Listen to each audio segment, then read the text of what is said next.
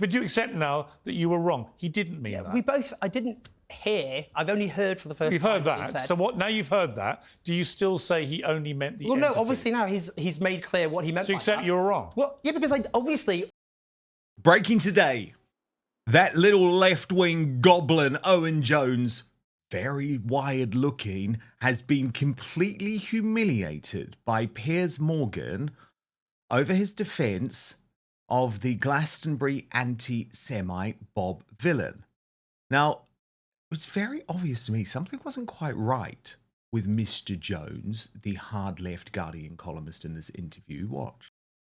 If you're enjoying what we're doing here on Outspoken, please consider joining our thriving community over on Substack, www.outspoken.live. You can sign up completely for free, but Substack is so important to me. It is a free speech platform. It protects me from big tech cancellation. Plus, you get to communicate directly with me. Head on over www.outspoken.live, enter your email address, and sign up today. Haven't exterminated the vast majority of the Rohingya. I prefer to wait. Sorry. You're right. I mean, I'm getting excited. You're getting nervous, aren't you? Very excited. Very wired and twitchy, perhaps because Morgan was able to completely expose him on air over his support of Bob Vylan, who you'll remember caused carnage for the British Bashing Corporation and Glastonbury with his chants on stage of death, death to the IDF. Watch what went down.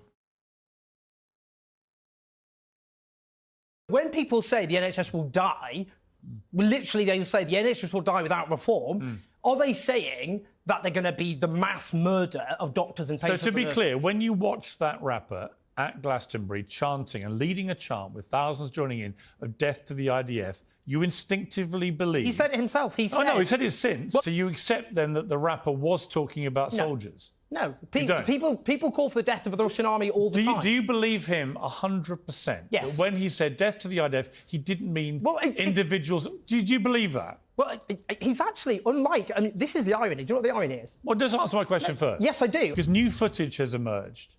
And death to every single IDF soldier out there as an agent of terror. I've known you a long time. I have a lot of respect for you.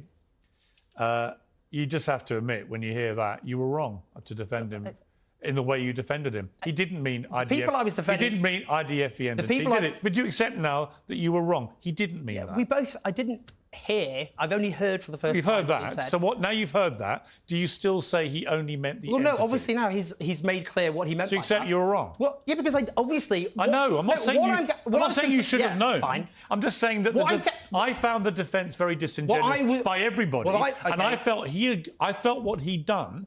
And this has now been proven, I think. He'd gone on social media. He'd seen people coming up with this ludicrous defence, but he only meant the entity. And then, knowing what he'd said on stage, he issues a statement saying the complete opposite that he's read from people like you defending it. And now he's made all of you look like complete... Total humiliation. Connor Tomlinson, do you think everything's okay with Owen Jones? When I saw him about 2 years ago prowling around Conservative Party conference trying to argue with students about trans and then getting utterly trounced on camera, he was quite twitchy. He was sort of tweaking. So I'm not sure what they've put in the green room or if his diet is having an impact on him. I mean, it looks like his intestines have been vacuum packed from the inside out since he lost all that weight. It doesn't look very well. But yeah, I don't know if it was just the drubbing he was getting from Piers Morgan that was making him so energetic and jittery, Dan. But there we go. We'll leave that one there. As far as the content of the conversation, though, and this may be a point of disagreement, but I spoke about this in my show this week. Allow me to say, Bob Vylan is absolutely grotesque for a number of reasons, and calling for death to the IDF, whether it's individual soldiers or as an entity, I think is wrong, because they're engaged in a defensive war of trying to vaporize every jihadist that would like to see them destroyed. And I think, I would like it if our government held the same standard regarding the grooming gangs and Islamic terrorists. Unfortunately, it doesn't. However, I happen to have noticed that whether it's Talk, whether it's GB News, whether it's Piers Morgan, whether it's Danny Kruger on Newsnight, the main objections to Bob Vylan's comments The preoccupation has been his comments about the IDF and his not at all veiled allusions to Zionists who control his music contract, or who now no longer because they've dropped him. I think it's actually much more odious that he thinks he has stolen our country from the white English and is gloating about it. Like, I think that parliamentarians and the British media should be way more concerned about that he thinks that his music and his political activism is part of a hostile force that has dispossessed the English of their own nation, with the assistance of the state, by the way, than any offence caused to the IDF. And it's mainly because I think Israel and the IDF can kind of take care of themselves. Like, I understand that our government is meant to consider them an ally and is throwing them under the bus in order to pander to the Islamo-leftist bloc that it's imported into this country and made itself reliant on. But whether or not Glastonbury attendants or even the British government approve of Israel's actions against Hamas, Hezbollah and Iranian proxies, they're going to do it anyway because they're going to defend their people. But our government doesn't defend our people, our media doesn't defend our people, and our own conservative politicians aren't defending our people. Instead, they're more offended about Israel than about the English. And I think they should be paying more attention to that, frankly. Do you know what? I actually totally agree with you. I did make this point earlier this week that I was shocked that no one was concerned about this moment on stage. And I know this is the moment you're referring to, but in case people have missed it, it is worth taking another look. You want your country back? You can't have that. How do you want your country back? Shut the fuck up. How do you want your country back? Well, shit, me too. How do you want your country back? How do you want your country back? Shut the fuck up. How do you want your country back? How do you want your country back? Can't have that. How do you want your country back? How do you want your country back? Shut the fuck up. How do you want your country back? But you cannot have that. Connor, I completely agree. It's like, what? That's totally morally acceptable, is it?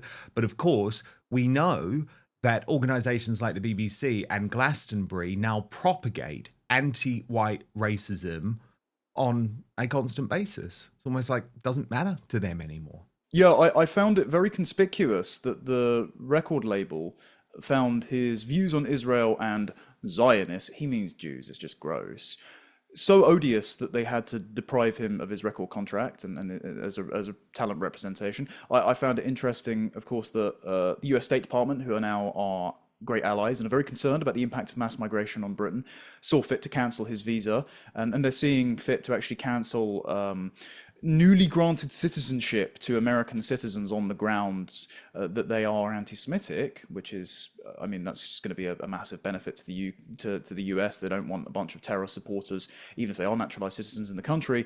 However, for a very long time, the talent agency was happy for him to have put that song out in 2021, where he's saying we've got gammons on the run and we've stolen the country from the English. But it's his offences against Israel, which is a line too far. I don't think he should be doing either, just to be clear.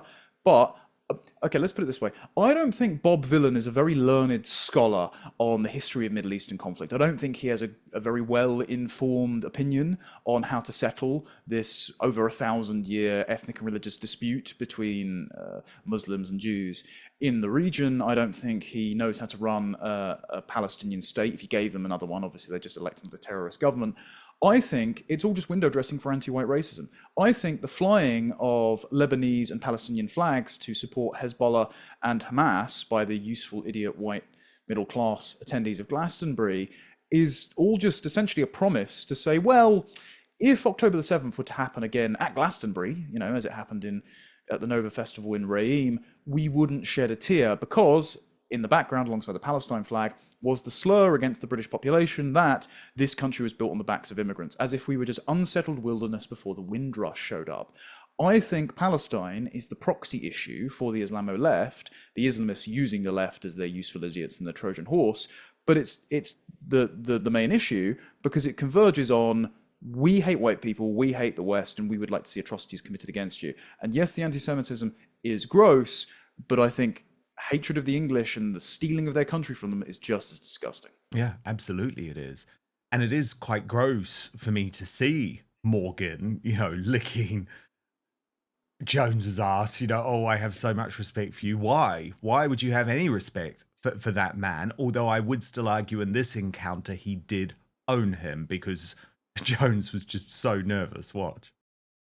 But first, you know how often I talk about the need for free speech to be protected, but I've been increasingly thinking of the need too for personal protection from snoopers, from bad actors, from hackers, all online.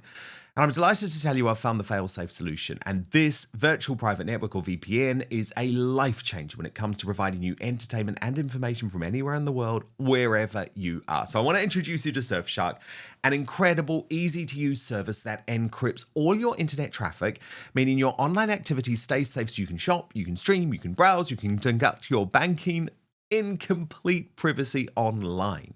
But the benefits of Surfshark go way beyond keeping you safe. It also allows you to access your favorite entertainment and news shows and international streaming services like Hulu, iPlayer, HBO Max, Peacock, Netflix, Amazon Prime, Disney Plus, and if your favorite shows are geo-blocked, within seconds you can be watching as if you're in another country. Really helpful, by the way, for traveling for work or on holiday. I did this recently when I went to Barbados. I could still get all of my favorite content from home using Surfshark, including sports. Plus, it's an insurance policy against creeping censorship in so many countries, which do block particular services like Rumble, for example. What Surfshark allows you to do is watch anything, anytime, anywhere. True freedom. Plus, and I didn't know this, a VPN can save you money, because you can get the best deals from websites that actually change their prices depending on which part of the world you are buying from. You can use Surfshark on unlimited devices, meaning your entire household can stay safe with just one subscription. And there are over 3,200 servers in over 100 countries, meaning a world of choice is at your fingertips with 24/7 customer service if this is your first time using a VPN. So go to surfshark.com/outspoken for an extra 4 months of Surfshark at an unbeatable price. And this is super important. Surfshark is so confident that it is the best VPN in the world that you can give it a try for a full 30 days. And if you're not entirely satisfied, you will get your money back. So go to surfshark.com/outspoken right now for an extra 4 months of Surfshark at an unbeatable price. But now, back to the show. They were allied, many of them, to the Bosnian Serbs, who had huge amounts of sympathy for. They said it wasn't a genocide. Is it a genocide? I believe it was. Okay, do you think the Rohingya, is that a genocide in Burma? They haven't exterminated the vast majority of the Rohingya. Is that a genocide? I prefer to wait. Sorry. You're right. I'm getting excited. You're getting nervous, aren't you? Very excited. But look, let's just conclude with things we agree about. Okay. Right? Is your position now about Bob Villan, given what we just watched, that when he's chanced death to every single IDF soldier, you would condemn that? I don't support I don't want any soldiers to be killed. Right. And the way to stop that is to stop IDF soldiers committing genocide. And just to clarify, in light of what we've just seen, would you now withdraw your defence that he was only talking about IDF being an entity? His statement was obviously not correct. He didn't say that. But as I've said, you wish you hadn't defended him now? Well, I wouldn't have defended him on the basis of his statement. Because you said he was only specifically talking about the entity, not people. Well, that's because that's what he said, Piers. But obviously... that's what people... Yeah, but he lied to you, didn't he? Well, the statement's not true. But he lied to everybody. I'll say, Piers, he's less extreme than most of your guests because your guests... That's a different argument. No, it isn't. It isn't because you don't show... But I take them on. Have you watched my show? Yes, and you don't show... Have you watched me taking on the Israeli guests recently? You treat those Israeli guests as having respectable views. You always have. In the first month, have you watched him the last few months? In the first month, have you watched the show? Do you support him? I don't think you've been watching the show, have you? I don't. Why don't you ask Israeli Twitter or Zionist Twitter what they think of what I've been doing on the show? All the way through. You would know exactly how I've been treating the pro-Israel government guests. In the first month, and you wouldn't be saying this. In the first month, you haven't watched, have you? Be honest. I've watched many of your guests who are pro-Israel. Did you watch the interview? Who were treated with. Oh God, I'm sorry. I can't deal with any more of that. But it was nice to see Owen Jones owned. Do you know what I'm also loving this week? The re-emergence of Carol Vorderman, the woman who took so much pride in electing Keir Starmer. She thought that she was single-handedly behind this. And Granny just looks broken now. Mutton just looks utterly devastated now. And it's beautiful to watch. This is her first appearance on Channel 5 News. I think it would be a very bad look for Keir Starmer. because he's blaming someone else. Danny Street have said that it was a personal matter because we obviously saw her visibly distressed. I understand that, but obviously the political rumour mill goes into heightened mode, doesn't it? Hopefully she stays. I don't mind Rachel Reeves at all. But I think Starmer is not a great Prime Minister. I don't think he's a great leader. He would, however, say, actually, he's done a pretty good job. He got it through, didn't he, in the end? You know, it might have been 11th hour, but he got this bill through, and he's making £500 million savings annually. At what cost? I mean, you know, when people voted, and I was very much involved in the Stop the Tories, Stop Vote tactical voting website, you know, millions of people came to us, voted tactically. Labour got in with a shallow but huge majority. We know all of that. That's all historic now. But they keep inflicting wounds on themselves, and I don't understand why. I really don't. I mean, Connor Tomlinson, it's quite beautiful to watch, isn't it? Well, I don't think I would describe Carol Vorderman as beautiful these days, Dan. She looks like she's having a permanent reaction to bee sting. She looks like Macaulay Culkin's corpse at the end of My Girl. I think she'd probably sue her plastic surgeon for defamation. In terms of the Owen Jones clip, yeah, Piers Morgan did have him on the ropes there, but still, Piers, for some reason, wants Owen Jones's respect. Like, when Owen Jones argued that he was being a shill for Zionists, you know, whatever... let's say, not so veiled allegation is happening there. Piers was adamant that, you know, I shouted at Natasha Hausdorff and didn't let her get a word out, so therefore I'm okay by your standards. Piers, why do you want to be respected by Owen Jones? Like, he denied the ethnic and religious composition and the scale of the grooming gangs for absolute ages. He is completely indifferent to the violent crimes and consequences of mass migration, yet preoccupies himself entirely with the supposed plight of the people of Gaza. And if it is a genocide, you know, you should probably tell the people of Gaza that, considering there are more births happening there. Well, not to mention, by the way, by the way, Connor, Owen's treatment of women at The Guardian and The Observer, forcing a lot of good women out of their jobs because he doesn't know what a woman actually is. And look, I think totally Piers and Owen are just on the wrong side of the argument about what is now an obvious decline in society in the UK. Two examples of this, Connor, that I wanted to show you. And I'll just set it up by reading out two posts from men I respect. First, Paul Embry, who said, "We are living in a radically different society to the one most of us grew up in, one in which gangs of thieves operate in broad daylight and while on camera, yet knowing that most onlookers won't intervene and the justice system will never apprehend them." Colin Brazier added, "We have allowed a culture of permissive lawlessness to take hold in many of our once great cities. Those who choose not to intervene, I include myself, coward that I am, often fail to foresee where this ends. Bikes and phones and shoplifting today, but tomorrow, much, much worse." And I'll just talk you through the video that they were referring to, Connor. So we can watch this together and I'll just explain. But if you live in London, this is actually totally commonplace. This type of thing is totally commonplace. So you see people going about their business, entering a coffee shop, they've just done their shopping, and what is taking place right behind them is, I mean, if we can listen to it actually as well, because you hear the sound, which is really important, because they are drilling that bike, they are putting it over their shoulder, and you see everyone just sort of has a cursory glance behind, but knows that, number one, if they tried to intervene, the police wouldn't get there in the first place. Number two, if they did intervene, there's a serious risk that they could be stabbed.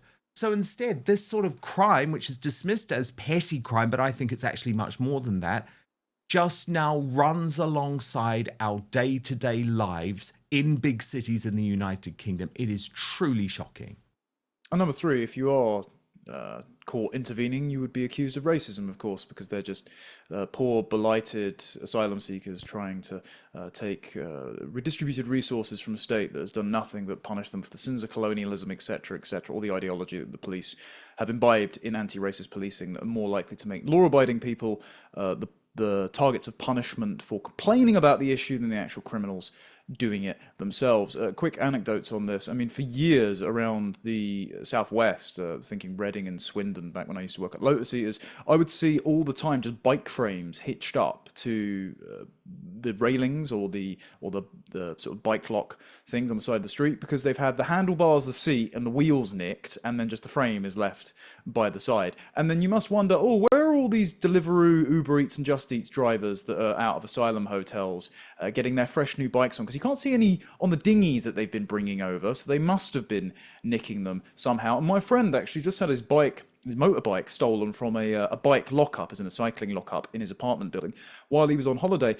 Get this, the Kent police rang him up and just said, we've actually caught the two people that have done it, so we've got your bike, we've got the thieves, would you mind if we kept it for forensics just to make sure we can convict them? He went, of course, go right ahead. So he comes back from his holiday, and 10 days later they ring him up and say, do you want to come and collect your bike then? It was done after a day and it's just been sitting in storage. And he goes, well, why didn't you call me earlier? We didn't have your number. And he goes, well, that was funny because you called me before, but fine, okay. And they said, right, if you come and pick it up and then pay your fee, we'll give it back to you. And he's like, sorry, what? They asked him for 500 quid storage fee because he decided to do the right thing and let them take fingerprints from the thieves that they caught stealing his bike. And they said he can't get it back without paying the fee, so now they've crushed it. And he just told them, next time, you're worse than the thieves, I'm not going to report any crime in future. And no wonder it seems that bike thefts are going down, despite us seeing that we can see they're going up, because nobody bothers reporting these things, because the police are just as bad as the criminals. No one reports crime. Oh my God, Connor, that story completely matches up. I don't know if you saw this, but I'll show you. Completely matches up with Sadiq Khan, London's failed mayor, who this week, in his version of PMQs with Susan Hall, actually criticised the very good folk who are part of this organisation and include Tom Harwood of GB News, who've been going around the tubes in London attempting to clean graffiti off the walls, even though TfL have a £775 million contract to do so. He criticised those people, Connor, because he said that it means that the criminals might get off. Watch.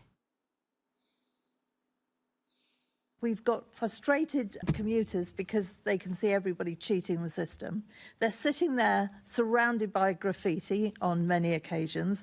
And I must say, you will have seen the fantastic video from Looking for Growth with people that have actually tried to clean up the underground because they don't want to be surrounded by it. None of us want to be sitting there paying our fares in a filthy carriage with graffiti all around. So heads up to them. What are you going to actually do about this to make certainly commuters feel better about it? Well, firstly, by condoning that behaviour, she's allowing criminals to get away with it.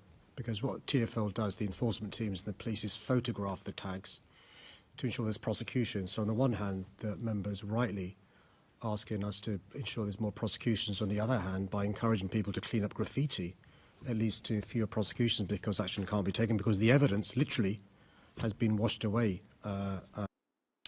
Oh, Connor, he makes me rage. He literally makes me rage because it's like, number one, you're lying. Of course you're lying. Number two, as if that graffiti has been there for weeks and for months and for years. And if you genuinely believe that the police are going around getting evidence in random tube carriages, you have no idea about the state of your city. But it's so typical, isn't it? The people in the wrong, Connor, the people in the wrong are the Tom Harwoods of this world who are going to clean up the graffiti on their day off. It's extraordinary. Yeah, I can tell Sadiq Khan exactly who's doing it, because it's exactly who's usually responsible for all of the thefts, the petty and violent crime, the fare bumping in his country, and it's usually the first and second generation immigrant miscreants that are living in social housing, wearing balaclavas, riding around on bikes, and treating the city as if it's their own personal, like, post-apocalyptic war zone. If you stop people from bumping the barriers, if you just use the CCTV you've already got to see these sort of antisocial behaviour people clambering on the tube, particularly the Bakerloo line, then you would just catch them outright, and it shouldn't have to take to vigilante cleaning gangs to taking to the tube to get rid of it for us to have a nice functioning public transport system. Thank you so much for watching Dan Wootton Outspoken. Please click on my face just to the bottom left to subscribe to this brand new independent news source. and turn on the notification bell so you'll be alerted to our brand new live shows, uncancelled interviews, and special royal episodes. Outspoken is also now available as a podcast, so you can listen to the show every weekday on the go, wherever you are.